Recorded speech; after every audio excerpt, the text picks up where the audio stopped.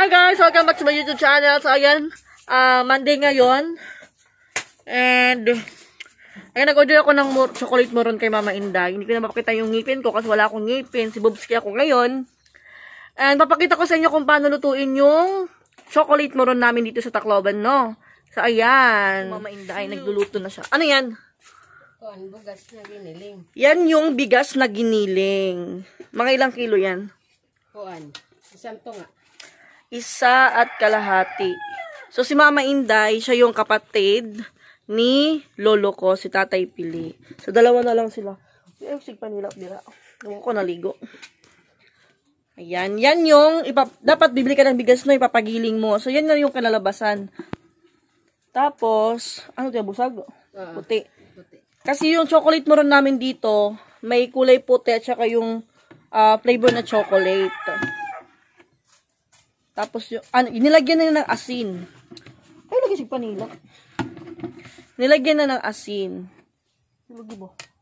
Tapos, mas maganda yung kung magluluto kayo ng moron, sa kahoy nyo lulutuin. Ayan. Pila na ka-years ka mo naghihimuhin kuan? Moron? Diri, kay kuan na ako, 23 years na ako. So, ayan, nung sinilang ako dito sa mundong ito, si Mama Inday is isa na siyang ganap na cooker. Cooker ng chocolate moron. Ito yung pangkabuhayan lang nila yung pag titinda ng mga kakanin. Tapos ayan yung saging, binibilad diyan. Binibilad sa araw para hindi na siya anuhin sa apoy. Ay, para sa iraid yan. Hindi pala yan para sa moron, para sa iraid yan. Ayan si Tita Aping, yung assistant. And ayan, nilagyan na ng pure gata. Yung susunod na gagawin mo is talagyan mo ng pure gata. Isa't kalahati. Ilang niyog ang pwedeng ilagay natin dyan? Mga 4 na niyog. Pure niyog yung ilalagay nyo dyan. Hahatiin mo. So, 4 na niyog, hinati sa 2 sa white, tsaka 2 sa chocolate.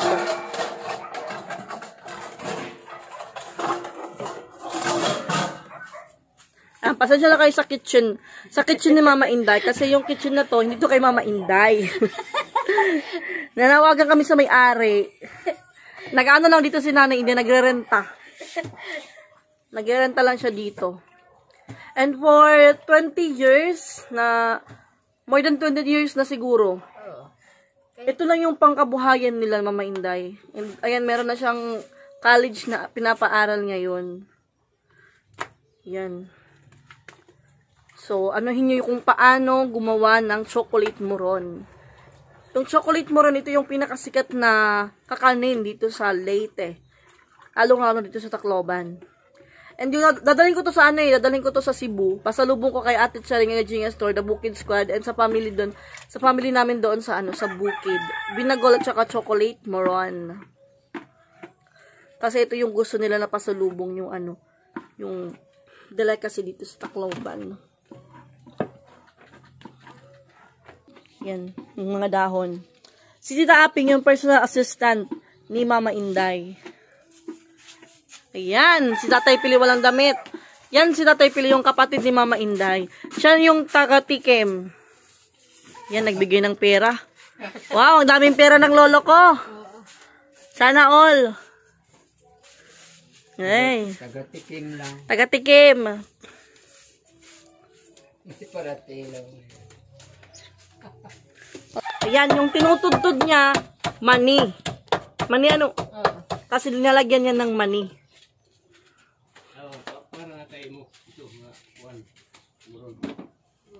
Ayan. Pagkatapos ng dikdikin, tatahupin niya yan. Para mawala yung balat. Maraming nag-aabang nito. Kung paano daw gumawa ng Uy, nangato na ka Korean at Sanchez. Lagi. Oo, yan. Na-future na sa Korean Sanchez. Ngit ako. Pagkatapos ng Yolanda. Pagkatapos ng Yolanda. Una kita ka to sa TV. Nagmumuro na ka. Sila napanood na sila sa TV. Rated K Oo. sa rated K. Ay, like siya.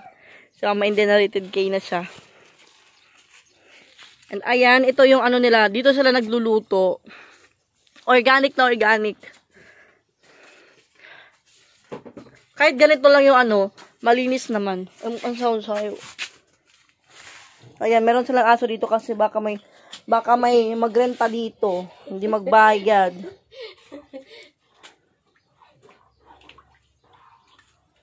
Yan, kailangan, pag nalagay mo na pati yung ano, imimix mo siya. Para hindi magbukol-bukol. Oh, para hindi siya magbukol-bukol. Ano ba yung sa English yung bukol-bukol? Wala siyang ham. Ito.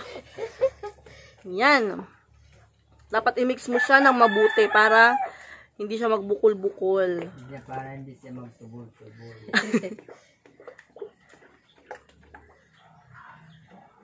Yan. Hindi magtubol-tubol. Tapos, ilalagay. Saan yung assistant? Ay, yung assistant niya, nandun sa kabila, nag-grind ng bilanghoy. And ayan yung mga organic na luwag niya. Ano na din yan? Matagal, di ba yan nawala nung nag-Yolanda? Aray. Hindi nawala nung nag-Yolanda. Matagal na yan eh. Naalala ko pa yan. Matagal na yan. Nandyan na yan eh. Lumutang lang daw yan sa tubig. Yung kailangan imimix mo talaga siya ng mabuti. Yung mga kahoy nila, oh, ayan. Mga ilang minuto yan bago maluto. Mga 1 hour. So, kalahati yan. Kalahati oras yung isa. Ano? Yan, nakay nagkupang. No, ano ko tatay pili? Ayan. So, yung puti, kalahating oras. Tapos yung chocolate flavor, kalahating oras din siya. So, ayan, mga katimangers, may tips na kayo kung paano gumawa ng chocolate moron. Una, nakita ko kasi nilagyan ng asin. Pangalawa, nilagay yung giniling na bigas. Yung niluluto ni Mama Hindi ngayon, 1 kilo at 1 1/2. So, kayo, kung nag-uumpisa pa lang kayo, pwede kayong mag-start sa kalahati muna. Kalahating kilo muna para matansya nyo.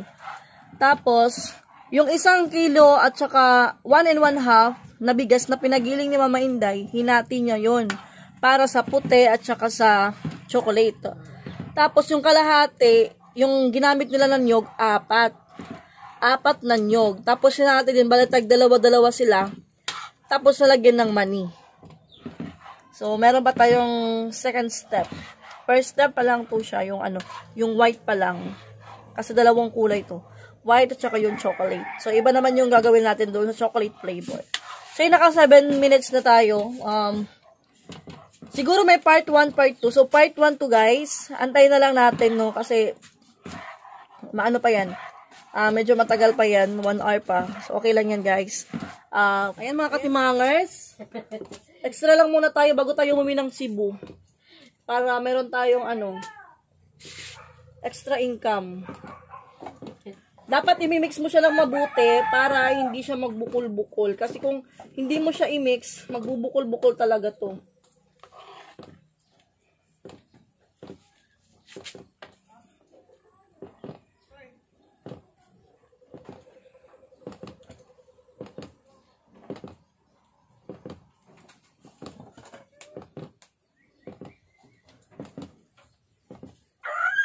Hey!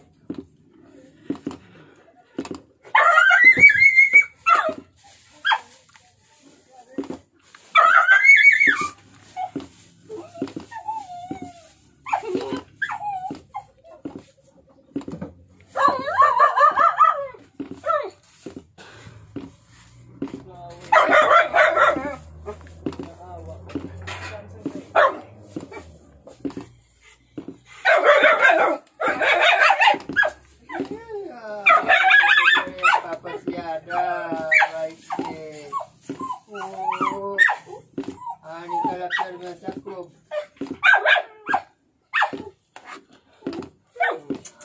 Wariya.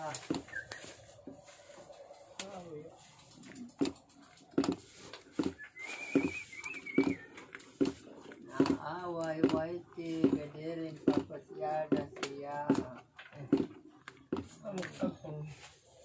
Namin sila ko ng isip ko na. Away dapat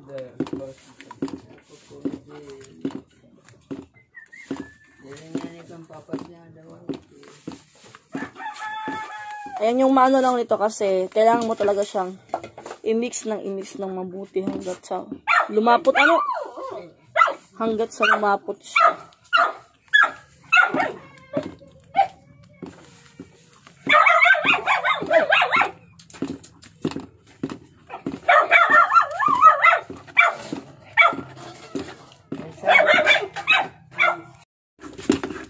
Ayan, kung makikita nyo, nagiging malapot na siya.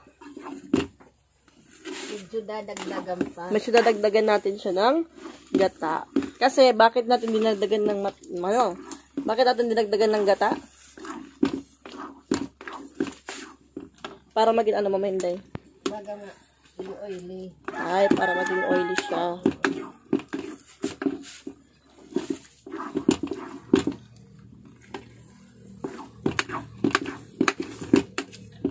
Mahirap naman kung Parang mabaskas siya, no? mabas ka pa man.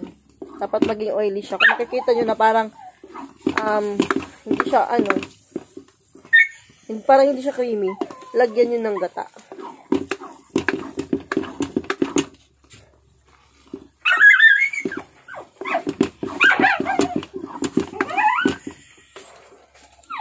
Tapos, habang nagmi-mix tayo dito, si Mama Inday, nagpapakulo siya ng pure tablia para sa chocolate, para sa step 2 natin.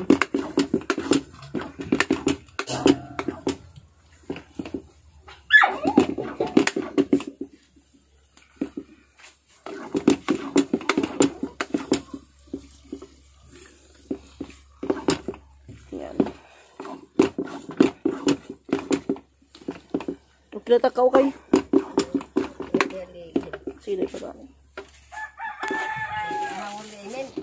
Yan yung ano lang sa sa pagluluto ng chocolate moron kasi mahawul siya yung parang nakakangalay. Mix ka ng mix. Nakakangalay. For 30 minutes nagaganyan mo siya kasi kung pinabayaan mo siya magiging bukol-bukol yan. So kailangan mix lang talaga ng mix. Ayan, lagyan pa ng gata kasi para pa siyang maputla. Malalaman mo naman kasi kung kulang siya sa gata. Kasi parang hindi siya oily. Yan o. Hahaon na kita. Oh, haunin na daw. Yan yung aming organic na trapo. Ayan! Hay. Yan o. Okay na. Yan na yung ating finished product sa ating white. And next naman yung sikwate. Ayan na yung sikwate, oh. Huwag kayong magtaka sa, sa takore. Kasi, na yan? 20 years na yan. Wala pa yan sa Yolanda. Wala pa yan sa Yolanda. Tsaka mas maganda kasi, pag magluluto kayo ng mga kakanin, sa kahoy talaga nyo lulutuin. Masarap pag sa kahoy. Ayan. So, tapos na yung ating white. Hindi siya nilagyan ng asukal, no? Hindi pa. Wala siya, hindi siya nilagyan ng asukal. Dapat brown. Doon siya lalagyan sa next sa chocolate na. Ayan. Ganun na siya. Madali lang.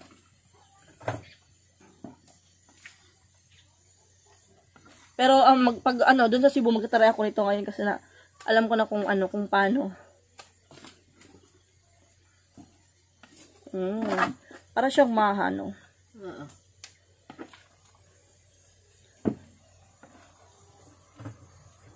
Rice yung ginamit pinagiling. Tapos yung next naman nalulutuin yung chocolate. Ayan, part 2 tayo guys. Kasi part 1 yung yung white. Bakit tayo yung mais din ipagiling sama? Bakit mais tayo mo? Ay, daman ang bugas. Pwede kaya po. May namang bugas. Ayan. Ano yung ginagamit mo na bigas? Palawan? Ha? Palawan? Hindi, local. Local lang na bigas. Kahit local lang guys, pwede. So, ayan, tapos na. So, ayan, see you to the part 2 daw. Ayan, ito yung organic na lamesa nila. And tignan mo naman no, kahit ganito lang yung yung pinakakusina nila. Tignan mo naman, malinis. Malinis. Yan.